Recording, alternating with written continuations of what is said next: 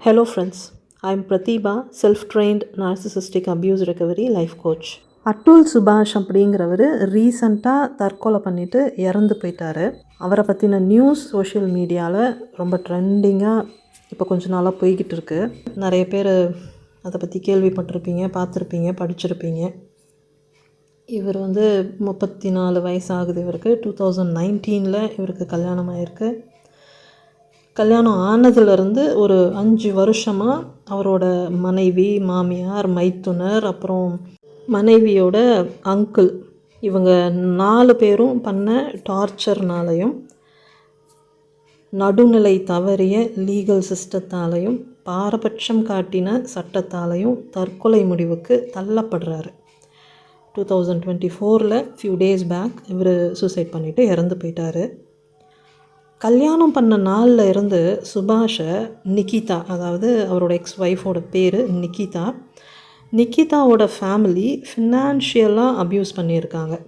இவர்கிட்ட இருந்து லட்சக்கணக்கில் கொள்ளை அடித்து அவங்க வீடு வாசல்னு கட்டி ரொம்ப சுகபோகமாக வாழ்ந்துருக்காங்க.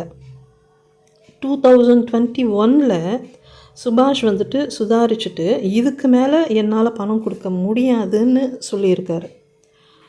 உடனே நிக்கிதா என்ன பண்ணியிருக்காங்கன்னா, அவங்களோட குழந்தைய தூக்கிக்கிட்டு இவரை விட்டு பிரிஞ்சு போயிட்டாங்க. சுபாஷ் பெங்களூரில் ஏஐ அந்த இதில் டெக்னீஷியனாக வேலை பார்த்துட்ருக்காரு. ஸோ இப்போ கல்யாணத்துக்கு அப்புறம் இவங்க பெங்களூரில் தான் வாழ்ந்துருக்காங்க. ஸோ இவங்க குழந்தைய தூக்கிக்கிட்டு அவங்களோட நேட்டிவ் பிளேஸ் உத்தரப்பிரதேஷுக்கு கிளம்பி போயிடுறாங்க. அங்கே போயிட்டு இவர் மேலே டிவி கேஸ் ஃபைல் பண்ணுறாங்க. சைல்டு கஸ்டடியும் அவங்க எடுத்துக்கிறாங்க. நிக்கிதா இவர் மேலே நிறைய அலிகேஷன்ஸ் வச்சுருக்காங்க. Like dowry harassment, physical violence, unnatural sex, murder, இந்த மாதிரியெல்லாம். இவர் டவுரி கேட்டு ஹராஸ் பண்ணாராம். ஆம்பளைங்க மேலே பொம்பளைங்க பிரயோகப்படுத்துகிற ஒரு பிரம்மாஸ்திரம் இதுதான் இல்லையா, அந்த dowry, physical violence, forced sex, rape, unnatural sex, இதையே இந்த நிக்கிதாவும் யூஸ் பண்ணியிருக்காங்க. இதில் மர்டர் அலிகேஷன் வேறு. இவர் டவுரி கேட்டு கொடுத்த அந்த ப்ரெஷர்னால் அவங்க அப்பா இறந்து போயிட்டாராம். ஸோ அவரோட மரணத்துக்கு சுபாஷ் தான் காரணம் அப்படின்னு ஒரு அலிகேஷன். பட் கிராஸ் எக்ஸாமின் பண்ணும்போது அது பொய்யான அலிகேஷன் அப்படிங்கிறத நிக்கிதாவே ஒத்துக்கிட்டாங்க. அவங்க அப்பாவுக்கு ஆல்ரெடி ஹார்ட் ப்ராப்ளம் ஏதோ இருந்திருக்கு. ஸோ அதனால தான் அவர் இறந்து போயிட்டார் அப்படிங்கிறத அவங்க அக்செப்ட் பண்ணிக்கிட்டாங்க. எனக்கு என்ன டவுட்டுன்னா, கோர்ட்டில் ஒருத்தர் பொய் சொல்கிறாங்க அப்படின்னு நிரூபணம் ஆகிட்டா அவங்க சொல்கிற மற்ற அலிகேஷன்ஸோட அந்த நம்பகத்தன்மை கேள்விக்குறியாகாதா? இந்த அலிகேஷனில் உன்னோட ஹஸ்பண்டை நீ பொய்யா அக்யூஸ் பண்ணும்போது உன்னோட மற்ற அலிகேஷன்ஸை நாங்கள் எப்படி நம்புறது அப்படிங்கிற அந்த கேள்வி அங்கே எழாதா? வாட் எவர், சட்டம் இதில் எப்படி ஒர்க் அவுட் ஆகுதுங்கிறது எனக்கு புரியலை. அப்புறம் இந்த ப்ராசஸில் சுபாஷ் நிக்கிதாவுக்கும் அவரோட குழந்தைக்கும் சேர்த்து 80,000 மெயின்டெனன்ஸ் கொடுக்கணும் அப்படின்னு கோர்ட் சொல்லியிருக்கு. பட் சுபாஷ் மந்த்லி 40,000 கொடுத்துட்ருக்காரு போல்.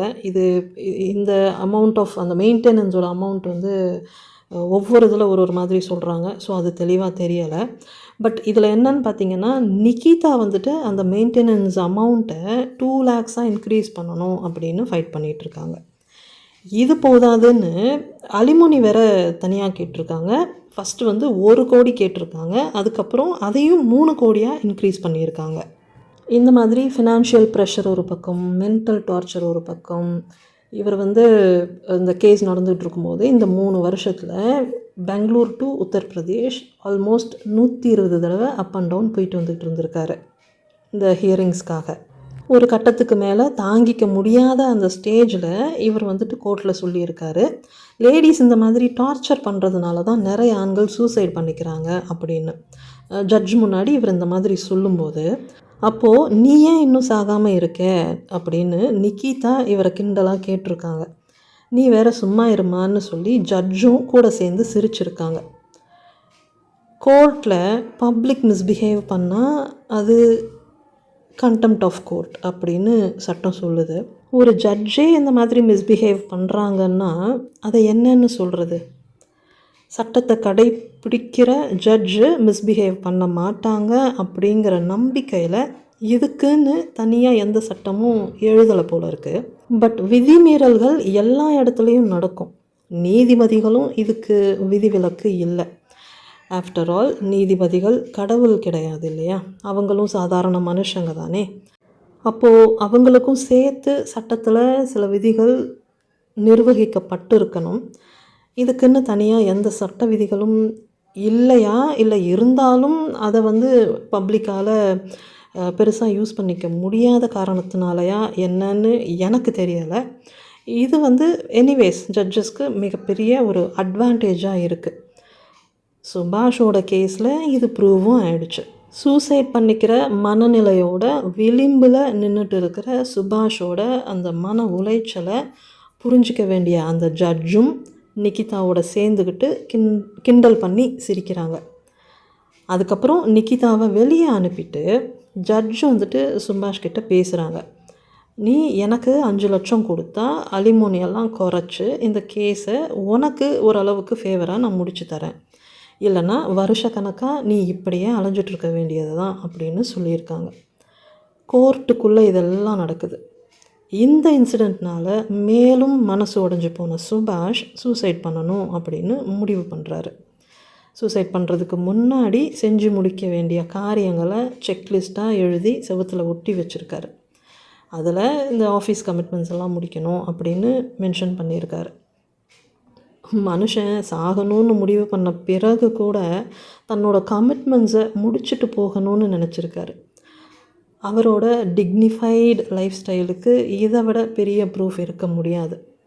ஃபோனோட அந்த face lock, fingerprint lock இதையெல்லாம் ரிமூவ் பண்ணியிருக்காரு. கார் அவர் வேலை செய்கிற கம்பெனியோடது.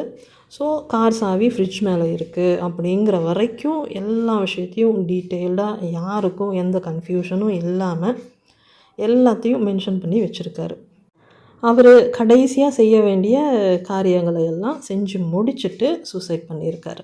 அவரோட ரூமில் ஜஸ்டிஸ் இஸ் டியூ அப்படின்னு அந்த வாசகம் பிரிண்ட் அவுட் பண்ணின ஒரு பேப்பரும் 24 பேஜஸ்க்கு சூசைட் நோட்டும் இருந்திருக்கு. 81 மினிட்ஸ்க்கு வீடியோ ரெக்கார்ட் பண்ணி சோஷியல் மீடியாவில் அப்லோட் பண்ணியிருக்காரு.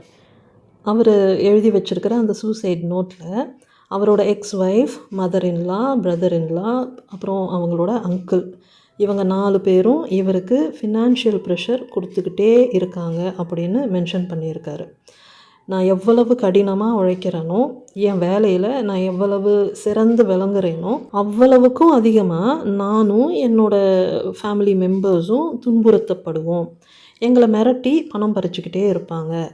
ஒட்டுமொத்த சட்ட அமைப்பும் என்ன அப்யூஸ் பண்ணிட்டு இருக்கிறவங்கள என்கரேஜ் பண்ணி அவங்களுக்கு ஹெல்ப் பண்ணிக்கிட்டே இருக்கும். நான் இந்த உலகத்தை விட்டு போயிட்டா அவங்க என்கிட்ட இருந்து எதிர்பார்க்குற பணமும் இல்லாமல் போயிடும். வயசான என்னோட அப்பா அம்மாவையும் என் சகோதரனையும் துன்புறுத்துறதுக்கு எந்த காரணமும் இருக்காது. நான் என் உடலை அழிச்சிருக்கலாம், ஆனால் அது நான் நம்புகிற மற்ற எல்லாத்தையும் காப்பாற்றியிருக்கு அப்படின்னு மென்ஷன் பண்ணியிருக்காரு. அவரோட மகனுக்குன்னு தனியாக ஒரு நோட் எழுதி வச்சுருக்காரு. அதில் நான் உன்னை முதல்ல பார்த்தப்போ உனக்காக எப்போ வேணாலும் என் உயிரையும் கொடுக்கலான்னு நான் நினச்சேன். ஆனால் துரதிர்ஷ்டவசமாக உன்னால் நான் என் உயிரை கொடுக்குறேன். இப்போது எனக்கு உன்னோட முகம் கூட ஞாபகம் இல்லை. உன்னோட 1 வயசு ஃபோட்டோவை தான் நான் பார்த்துக்கிட்டு இருக்கேன். இப்போல்லாம் உன்னை பற்றி யோசிக்கும்போது வலியோட சாயலை தவிர வேறு எதையுமே என்னால் உணர முடியலை. நீ என் கண்ணுக்கு பிளாக்மெயிலாக மட்டும்தான் தெரிகிற. என்னை பிளாக்மெயில் பண்ணுறதுக்கான ஒரு டூலாக உன்னை யூஸ் பண்ணி மேலும் மேலும் என்கிட்ட இருந்து பணத்தை பறிக்க பார்க்குறாங்க. நீ தான் நான் செஞ்ச மிகப்பெரிய தவறுன்னு நான் ஃபீல் பண்ணுறேன். உனக்கு வலிக்கும்னாலும் இதுதான் உண்மை. நான் உயிரோடு இருந்து பணம் சம்பாதிச்சுட்டு இருக்கிற வரைக்கும் என்னையும் உன்னோட தாத்தா பாட்டியையும் சித்தப்பாவையும் மேலும் மேலும் பணம் கேட்டு ஹராஸ் பண்ணுறதுக்கு ஒன்று ஒரு கருவியாக யூஸ் பண்ணிக்கிட்டே தான் இருப்பாங்க. இதுக்கு மேலே என்னோடய அப்பா அம்மாவும் என்னோட சகோதரனும் கஷ்டப்படுறத என்னால் அனுமதிக்க முடியாது. உனக்காக கூட இனிமேல் இதை என்னால் செய்ய முடியாது. 100 மகன்களை கூட என்னோட தந்தைக்காக நான் தியாகம் பண்ணுவேன். உனக்காக என்னையே நான் 1000 முறை கூட தியாகம் பண்ணுவேன். ஆனால் என்னோடய அப்பா கஷ்டப்படுறதுக்கு நான் ஒரு காரணமாக இருக்க மாட்டேன். ஒரு அப்பான்னா என்னன்னு உன்னால் புரிஞ்சுக்க முடியுமான்னு எனக்கு சந்தேகமாக இருக்குது. ஆனால் அப்பான்னா என்னன்னு எனக்கு தெரியும். என்னோடய அப்பா எனக்கு கிடைச்சது என்னோடய பாக்கியம். அவர் தான் என் உச்சபட்ச பெருமை. தந்தை மகன் உறவை எழுத்துக்களால் எழுத முடியாது, அதை புரிஞ்சிக்கவும் முடியாது. அதை பற்றி இப்போது உனக்கு விளக்கம் சொல்லி புரிய வைக்கிறதுல எந்த பயனும் இல்லை. ஏன்னா உனக்கு என்னை பற்றி எதுவுமே தெரியாது. உன் கூட நான் இருந்திருக்கணும்னு ஆசைப்பட்றேன். படித்த பெரும்பாலான ஆண்கள் யோசிக்கிற மாதிரி உமன் எம்பவர்மெண்ட் அப்படிங்கிறது ரொம்ப நல்ல விஷயம்னு தான் நான் யோசித்தேன். ஆனால் அது உண்மை இல்லை. இது ரொம்ப மோசமான முரட்டுத்தனமான விஷயமாக மாறி போயிட்டுருக்கு. இந்த முட்டாள்தனமான விஷயம் எதனாலையும் நிற்க போகிறதும் இல்லை. உமன் எம்பவர்மெண்ட் அப்படிங்கிற பேரில் மதிப்பு வாய்ந்த விஷயங்கள் அழியறதுக்கு முன்னாடி அது முடிவுக்கு வந்தாகணும். இந்த முட்டாள்தனமான ஃபிலாசபியை நம்பிட்டு இருக்கிற அப்பாவி ஆண்கள் ரொம்ப நாள் சர்வைவ் ஆகலாம். ஆனால் கடைசியில் அவங்க மன நிம்மதியையும் சுதந்திரத்தையும் பறிகொடுத்து அடிமைகளாக தான் வாழணும். நீ காலேஜ் போகும்போது உனக்கு கார் வாங்கி கொடுக்கணுங்கிறதுக்காக நான் பணம் சேர்க்க ஆரம்பித்ததை நினச்சி நான் அடிக்கடி சிரிச்சுப்பேன். முட்டாளாக இருக்கேன்ல. எப்போவுமே ஒரு விஷயத்த நீ ஞாபகம் வச்சுக்கோ, நீ யாருக்கும் கடன் படலை. இந்த சமூகத்தை நம்பாத, சிஸ்டத்தையும் நம்பாத. சமுதாயமும் இந்த சிஸ்டமும் உன்னை உறிஞ்சி தள்ள தான் பார்க்கும்.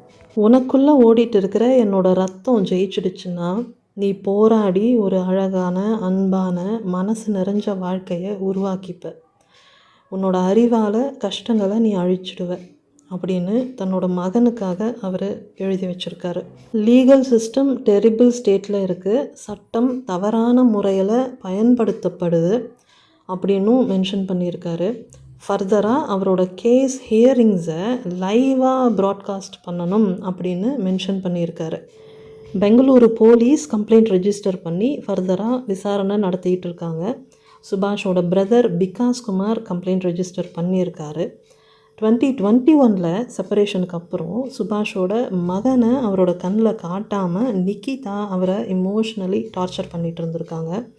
இதை சுபாஷ் அவர் ரெக்கார்ட் பண்ண அந்த வீடியோவில் மென்ஷன் பண்ணியிருக்காரு. அதுக்கப்புறம் 30 lakhs கொடுத்தா மகனை மீட் பண்ணுறதுக்கு நான் அலோவ் பண்ணுறேன் அப்படின்னு சொல்லி நிக்கிதா சுபாஷை ஹராஸ் பண்ணாங்கன்னு அவரோட பிரதரும் கம்ப்ளைண்ட்டில் ரெஜிஸ்டர் பண்ணியிருக்காரு. என்னை பொறுத்த வரைக்கும் சுபாஷோட கேஸில் அவரோட மரணத்துக்கு நிக்கிதா காரணம் இல்லை. நிக்கிதா கிட்டேருந்து சட்டம் தன்னை காப்பாற்றும், சட்டம் தனக்கான நீதியை வழங்கும், தன்னோட பிள்ளையை பார்க்குற வாய்ப்பை ஏற்படுத்தி கொடுக்கும், சட்டம் தன்னோட கடமையை செய்யுங்கிற அவரோட கடைசி நம்பிக்கை, சட்டத்து மேலே அவர் வச்சுருந்த அந்த கடைசி நம்பிக்கையும் உடஞ்சி போனது தான் காரணம். தன்னை காப்பாற்ற வேண்டிய அந்த சட்டமே தனக்கு எதிராக இருக்கும்போது அவர் எந்த அளவுக்கு ஹெல்ப்லெஸ்ஸாக ஃபீல் பண்ணியிருப்பார். கடைசி நம்பிக்கையாக இருக்கிற சட்டமே ஒரு விக்டிமுக்கு துரோகம் பண்ணும்போது அந்த வலியை அந்த விக்டிமால் எப்படி தாங்கிக்க முடியும்? கை கொடுத்து காப்பாற்ற வேண்டிய சட்டமும் விக்டிமை மொத்தமாக கைவிடும்போது அவங்க வேறு எங்கே தான் போகிறது? விக்டிமுக்கு பாதுகாப்பு கொடுக்க வேண்டிய சட்டமே விக்டிமோட முதுகில் குத்துனா என்ன தான் பண்ணுறது? தன் குழந்தையோட முகத்தை கூட பார்க்க முடியாமல் அந்த இன்னசென்ட் பேரண்ட் அனுபவிக்கிற வேதனையை பற்றி சட்டத்துக்கும் எந்த கன்சர்னும் இல்லைங்கும்போது விக்டிம் வேறு எங்கே தான் போய் முறையிடுவாங்க? ஒரு பேரண்ட்டோட அன்பு அந்த குழந்தைக்கும் மறுக்கப்படுது.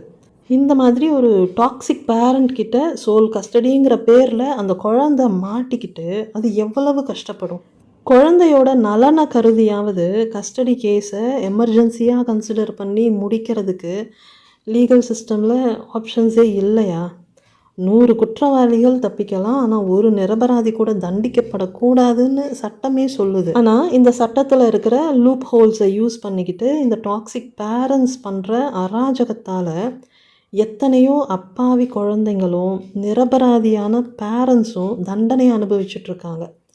இதுக்கு நம்ம லீகல் சிஸ்டம் என்ன தான் பண்ண போகுது? ஆக்சுவலி சுபாஷ் மாதிரி சஃபர் ஆகிட்டு இருக்கிற ஒவ்வொரு பேரண்ட்டுக்கும் அவரோட மரணம் ஒரு அத்தாட்சி. டாக்ஸிக் ரிலேஷன்ஷிப்பில் இன்னசென்ட் பேரண்ட் எந்த அளவுக்கு மென்டல் அண்ட் இமோஷ்னல் ப்ரெஷரை கோ த்ரூ பண்ணுறாங்கங்கிறதுக்கு அட்டுல் சுபாஷோட இந்த சூசைடு ஒரு பெயின்ஃபுல் ப்ரூஃப். இதில் மன்னிக்கவே முடியாத பார்ட் என்னென்னா, இந்த டாக்ஸிக் பேரண்ட்ஸ் இன்னசென்ட் பேரண்ட்ஸை கண்ட்ரோல் பண்ணுறதுக்கு கிட்ஸை பகடக்காயாக யூஸ் பண்ணுறாங்க. இன்கேஸ் இன்னசென்ட் பேரண்ட் டாக்ஸிக் பேரண்ட்டோட அந்த மிஸ்பிஹேவியருக்கு பணிஞ்சு போகாமன்னு சொல்கிறது கூட சரியான வார்த்தை கிடையாது. அவங்களோட அந்த செல்ஃப் சென்ட்ரிக் நீட்ஸுக்கு இவங்க பலியாகாமல் எதிர்த்து நிற்கும்போது உடனே குழந்தைகளை அவங்கக்கிட்ட இருந்து பிரித்து சோல் கஸ்டடி எடுத்துக்கிட்டு பேரண்டல் ஏலியனேஷன் பண்ணுறாங்க. தன்னோட குழந்தைய மாதக்கணக்காக வருஷக்கணக்காக பார்க்க முடியாமல் அந்த இன்னசென்ட் பேரண்ட் படுற மனவேதனை ரொம்ப கொடுமையானது. அந்த குழந்தைய ஒரு கருவியாக யூஸ் பண்ணி இன்னசென்ட் பேரண்ட்டை மென்டலி, எமோஷ்னலி, ஃபினான்ஷியலி த்ரெட்டன் பண்ணுறாங்க.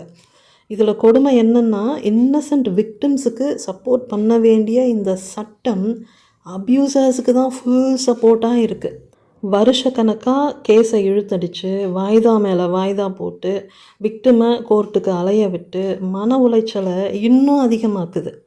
விக்டிம்ஸ் எவ்வளவு இழப்புகளை தான் தாங்கிப்பாங்க? வேதனைகளை தாங்கிறதுக்கும் ஒரு எல்லை இருக்கும் இல்லையா? பெத்த பிள்ளைங்களை பிரிஞ்சு வாழ வேண்டிய வேதனை ஒரு பக்கம், எந்த பலனும் இல்லாமல் பண விரயம் ஒரு பக்கம், மன உளைச்சலோடு சேர்த்து அலைச்சல் ஒரு பக்கம். முடிவே இல்லாத இந்த வலியை எவ்வளவு நாளைக்கு தான் அந்த விக்டிம்ஸால் தாங்கிக்க முடியும்? விக்டிம்ஸுக்கு ஜஸ்டிஸை தேடி கொடுக்க வேண்டிய ஜட்ஜஸ் கோர்ட்டுக்குள்ளேயே லஞ்சம் கேட்குறாங்க. அது போதாதுன்னு அப்யூசரோட சேர்ந்துக்கிட்டு கேலியும் கிண்டலும் பண்ணுறாங்க. ஏற்கனவே மன உளைச்சலில் இருக்கிற விக்டிம்ஸை தற்கொலைக்கு தூண்டியும் விடுறாங்க. பயிருக்கு பாதுகாப்பு கொடுக்க வேண்டிய வேலையே பயிரை மேய்ஞ்சா என்ன பண்ணுறது? டாக்ஸிக் ரிலேஷன்ஷிப்லேருந்து விடுதலை கேட்டு விக்டிம்ஸ் கடைசியாக சட்டத்தை நம்பி கோர்ட்டுக்கு போகிறாங்க. ஆனால் அந்த சட்டமே இந்த மாதிரி டாக்ஸிக்கான ஆட்கள்கிட்ட இருந்தால் விக்டிம்ஸுக்கு எப்படி நீதி கிடைக்கும்? ஒரு பக்கம் அப்யூசரோடையும் இன்னொரு பக்கம் சட்டத்தோடையும் போராடிக்கிட்டு இருக்காங்க. இந்த லீகல் சிஸ்டம் எந்த அளவுக்கு மோசமாக செயல்பட்டுக்கிட்டு இருக்குங்கிறத சுட்டி காட்டுறதுக்காகவும் சட்டம் இனிமேலாவது தன்னோட கடமையை செய்யணுங்கிறத வலியுறுத்துகிற நோக்கத்தோடையும் தன்னோட உயிரையே விலையாக கொடுத்துருக்காரு சுபாஷ். பெண்களோட பாதுகாப்புக்காக உருவாக்கப்பட்ட சட்டத்தை இந்த பெண்கள் எந்த அளவுக்கு தன்னோட அந்த செல்ஃப் சென்ட்ரிக் நீட்ஸை சாட்டிஸ்ஃபை பண்ணிக்கிறதுக்காக துஷ்பிரயோகப்படுத்திக்கிட்டு இருக்காங்க அப்படிங்கிறத சுபாஷ் தன்னோட விலை மதிக்க முடியாத உயிரையே கொடுத்து ப்ரூவ் பண்ணியிருக்காரு. சட்டத்தோட கவனம் சுபாஷ் மாதிரி அவதிப்பட்டுட்டு இருக்கிற அப்பாவியான பேரண்ட்ஸ் பக்கம் திரும்பணும், சட்டத்தோட கரிசனம் நிரபராதிகளுக்கு கிடைக்கணுங்கிறதுக்காக அவர் பண்ண இந்த உயிர் தியாகம் வீணாயிடக்கூடாது. ஆனால் எத்தனையோ கொலைகள், தற்கொலைகள் இந்த மாதிரி ட்ரெண்ட் ஆகிட்டு கொஞ்ச நாளில் அப்படியே ஃபேட் அவுட் ஆகிறத நம்ம பார்த்துக்கிட்டு தான் இருக்கோம். அந்த மாதிரி அட்டுல் சுபாஷோட மரணமும் 10-11 கண்டிப்பாக இன்னும் கொஞ்ச நாளில் காணாமல் போகும்னு நினைக்கும்போது தான் எனக்கு இன்னும் வலிக்குது. சட்டத்தை பார்க்கும்போது பயம் மட்டும்தான் வருது, நம்பிக்கை வரமாட்டேங்குது. I still hope that our legal system will do the needful to earn our hopes again.